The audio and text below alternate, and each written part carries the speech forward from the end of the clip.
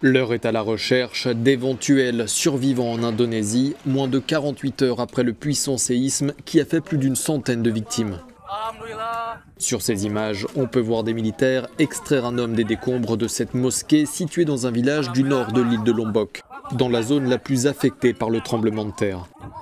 L'édifice religieux s'est effondré dimanche en pleine prière du soir. Sur l'île voisine de Nusa Tenggara, une femme de 23 ans a pu être dégagée des décombres après 4 heures de sauvetage et alors qu'au départ, les secouristes n'imaginaient pas retrouver de survivants ici. On ne savait pas vraiment ce qu'on allait trouver. Des personnes nous ont dit qu'il y avait une forte odeur, qu'ils pensaient qu'il s'agissait de cadavres. Quand on a fouillé, on s'est rendu compte que c'était des œufs en décomposition. Mais ça nous a permis d'entendre une voix.